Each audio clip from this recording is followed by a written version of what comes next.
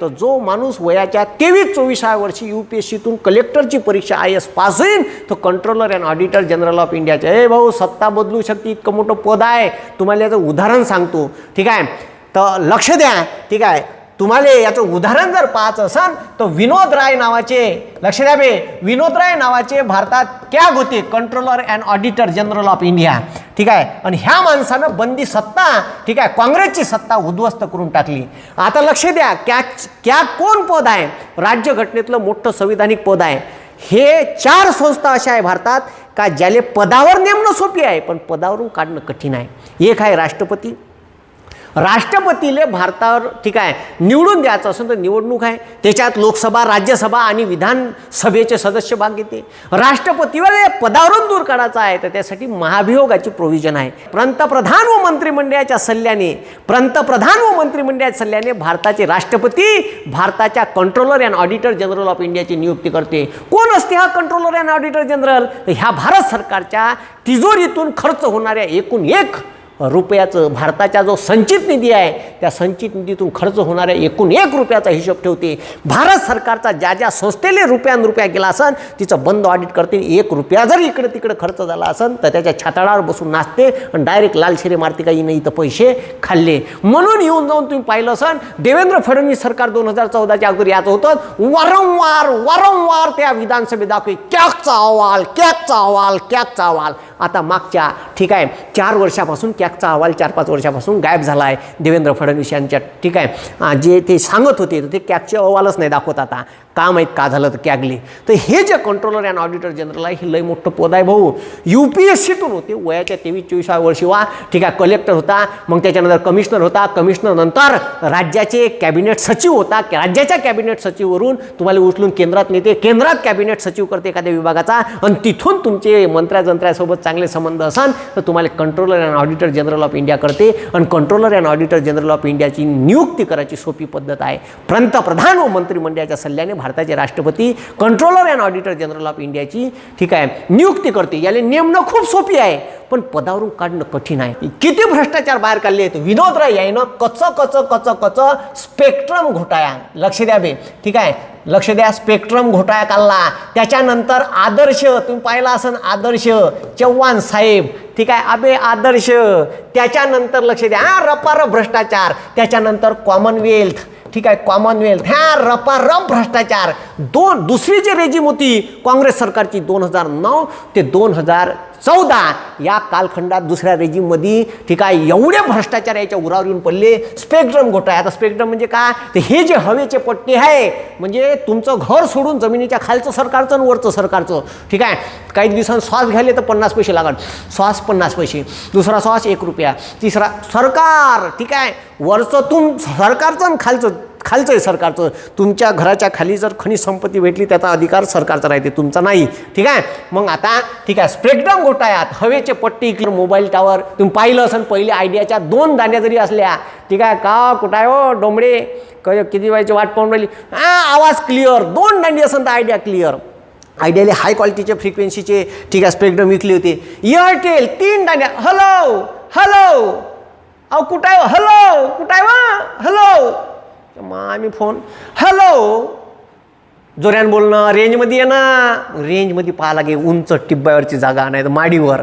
मग आम्ही सत्यानाश. तर हे जे स्पेक्ट्रमचे पोट्टे आहे याच्यात भ्रष्टाचार झाला. त्यानंतर पैशानं काय टोन झालं म्हणजे मनमोहन सिंगाचं, ठीक आहे. तर त्याच्यावर घोळ आणला होता कारण ते मुख्य होते, सगळ्या फायली PMOमधून जातील. कोणताही भ्रष्टाचार झाला मग PM डायरेक्ट पंतप्रधान. आता त्यानं खाल्ला 1 रुपया नाही मनमोहन सिंगनं, ठीक आहे. मनमोहन सिंग 1 रुपयाला लाजीम माणूस नाही आहे पण खाणारे भलतेच असन, ठीक आहे. तर लक्ष द्या, तेव्हा तो जो घोटाळा झाला त्याच्यानंतर एक कोळशानं काय टोन केलं म्हणजे कोळसा घोटाळा गाजला.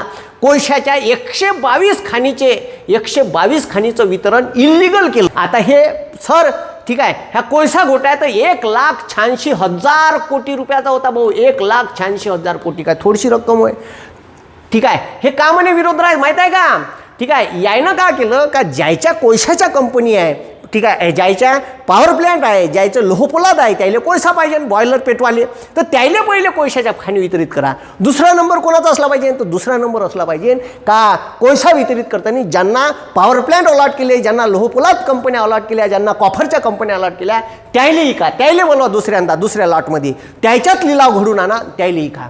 सरकारनं मनमर्जी इकली म्हणते आणि त्याच्यावर सही केली शेवटली PM ऑफिसमधून मनमोहन सिंगानं खाल्ला 1 रुपया नाही, पण मात्र टोनचं काय करून टाकलं, ठीक आहे, कोळशानं.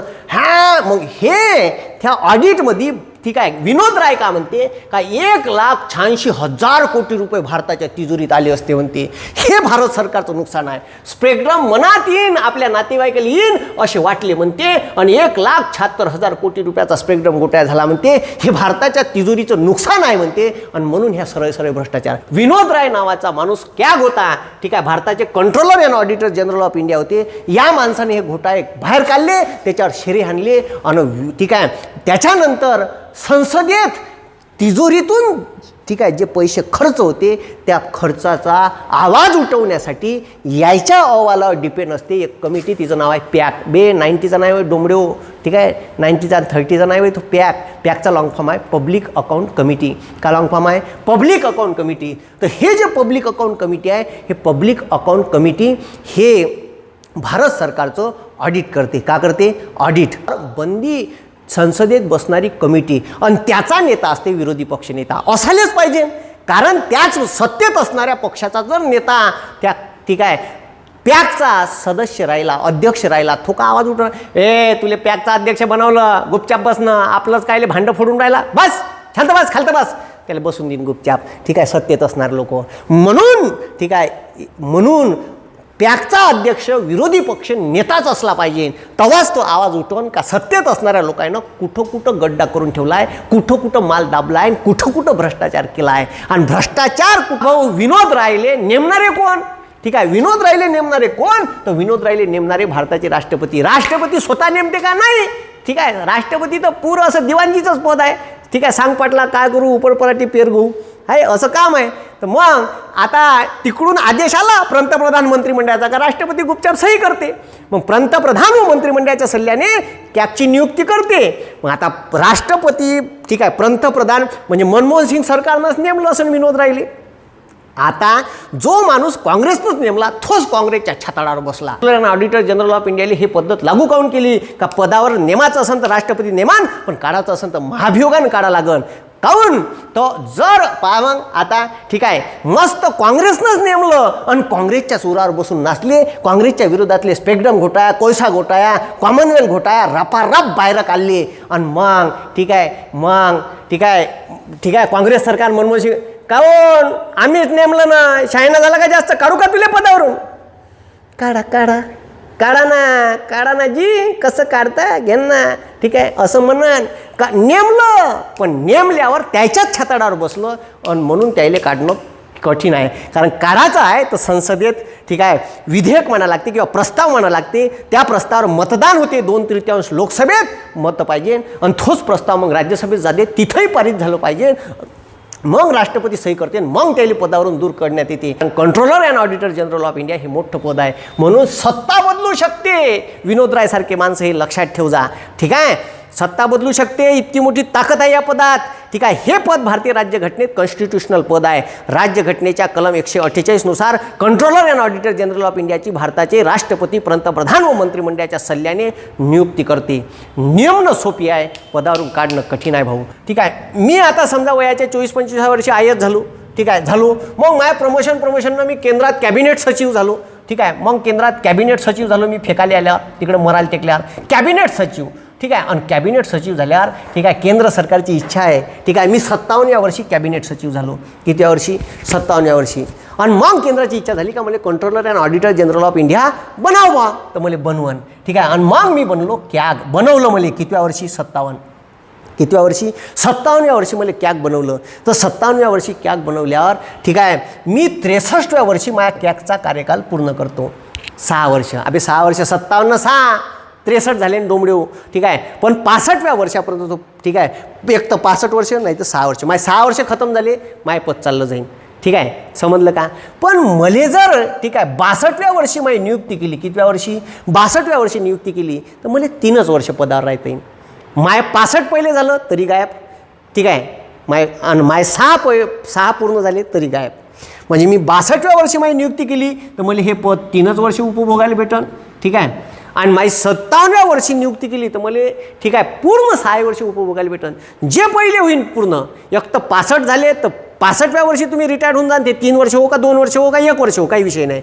आणि जर तुम्हाला ठीक आहे, जर तुम्हाला ठीक आहे 63व्या वर्षी केलं, ठीक आहे 62व्या वर्षी केलं तर 62व्या वर्षी केलं 4 वर्ष उपभोगायला भेटन, 63व्या वर्षी केलं तर 3 वर्षच उपभोगायला भेटन, 63, 64, 65 चाल फेक तिकडं, ठीक आहे.